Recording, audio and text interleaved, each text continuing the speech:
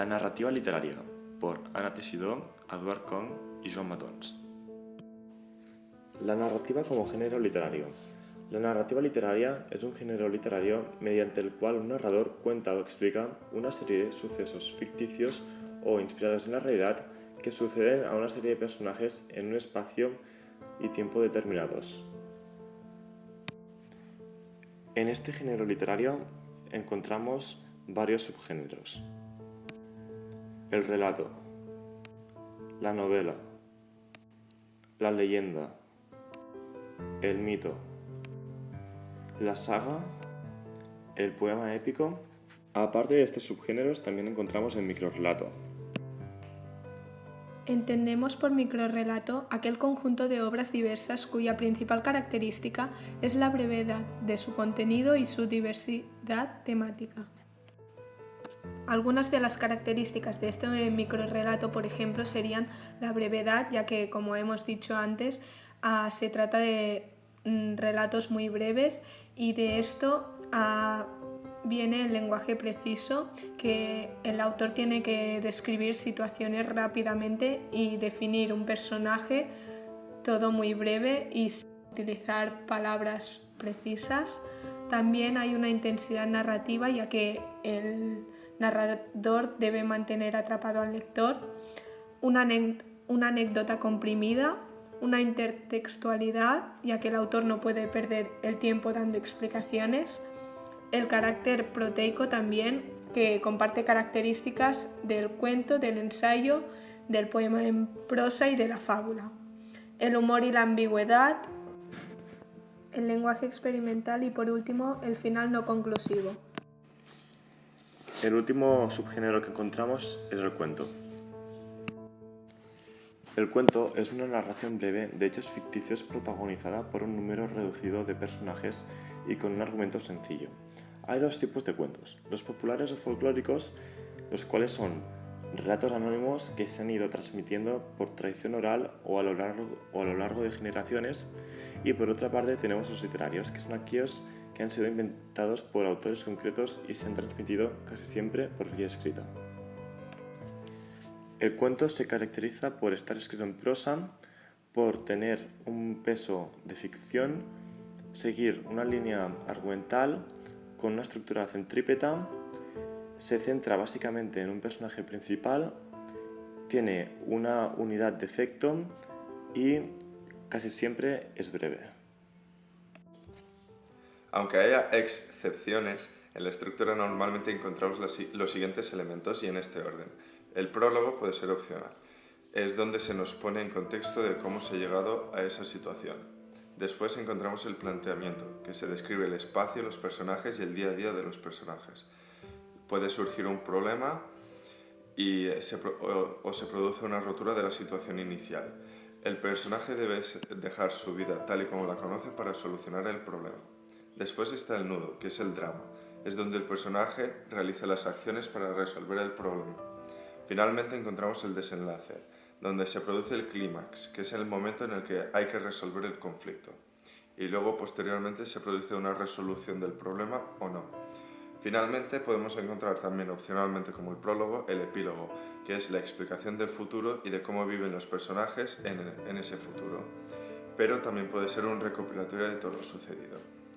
Este tipo de estructura sería la convencional, pero podemos encontrar estructuras de diferentes tipos.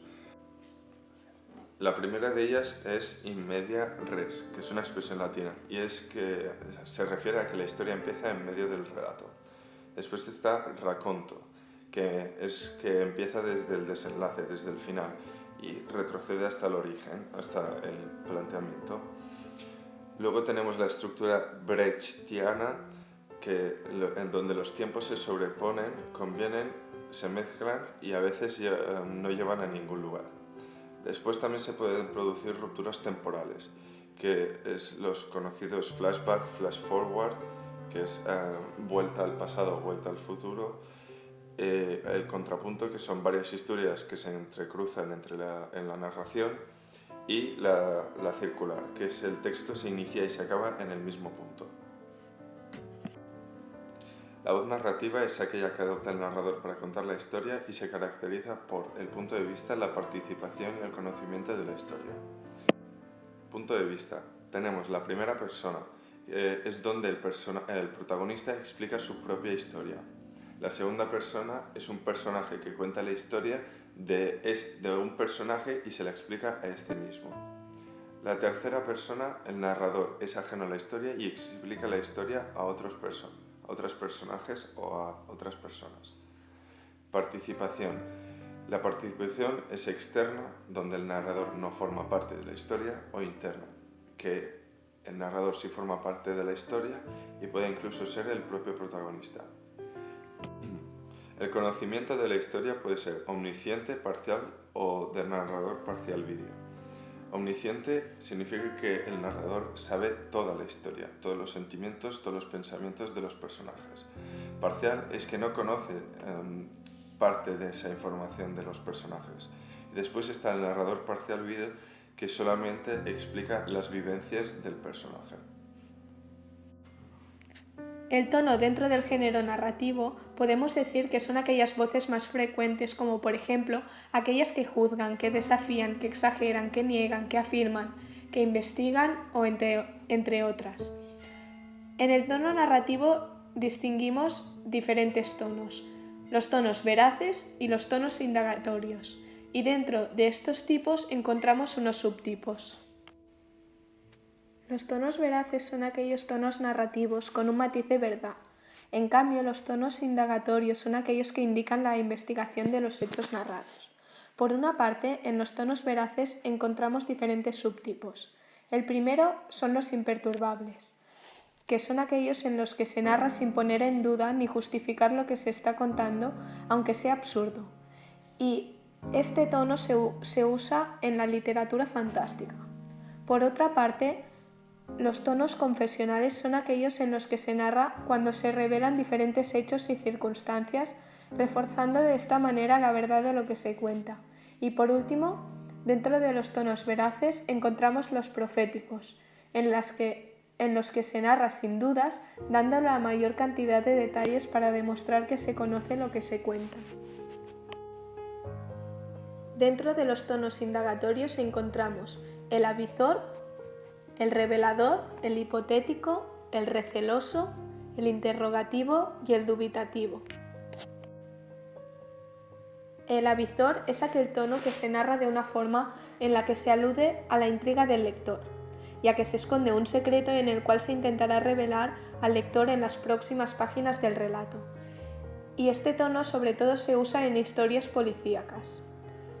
El tono revelador es aquel que se narra la investigación y el descubrimiento o la comprobación del hecho. El hipotético es aquel en el que se plantean hipótesis con la intención de descubrir y se diferencia del tono avizor, ya que en este caso se intenta llegar al razonamiento y no al secreto. El receloso se narra con el objetivo de crear sospechas al lector. El interrogativo se narra incluyendo preguntas y explicándolas. Y por último, el dubitativo se narra como si no supiera bien lo que ocurre, ya que las dudas se introducen en el relato y conducen a la investigación. Y por último, ahora os vamos a explicar los recursos literarios de la narración. Primero, tenemos que saber que la narración se caracteriza por su dinamismo, y en esta encontramos los recursos estilísticos más habituales del texto. Encontramos las formas verbales, los elementos léxicos que indican tiempo y lugar, las estructuras sintácticas, los conectores y las figuras literarias. Cuanto a las formas verbales, cabe decir que el pretérito perfecto simple, el pretérito perfecto compuesto y el pluscuamperfecto son las formas verbales más habituales que utiliza el actor para explicar la narración. Por otro lado, se utiliza el pretérito imperfecto para explicar los fragmentos descriptivos del relato y para indicar acciones que suceden de forma habitual. También hay el presente histórico, que este se utiliza para acercar hechos lejanos al lector. Por último, el futuro, en cambio, es poco frecuente. Aparece normalmente en las anticipaciones que se insertan en otro relato. Los elementos léxicos que predominan son los marcadores con significado temporal, ya sean de tiempo o de lugar. También las estructuras sintácticas más habituales que hay son las estructuras predicativas, ya sean con una sintaxis compleja con ritmo lento o con una sintaxis simple con ritmo rápido. Abundan también los conectores temporales, ya que permiten organizar la narración de acuerdo con una cronología que sigue la historia, ya que así hay un ordenamiento de los acontecimientos según una línea del tiempo que sigue este relato.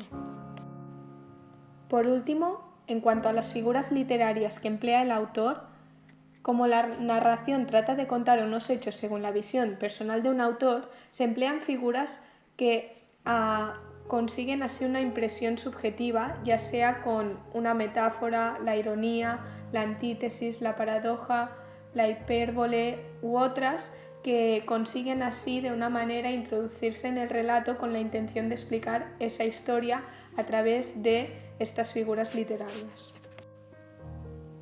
Hasta aquí nuestro vídeo sobre la narrativa literaria.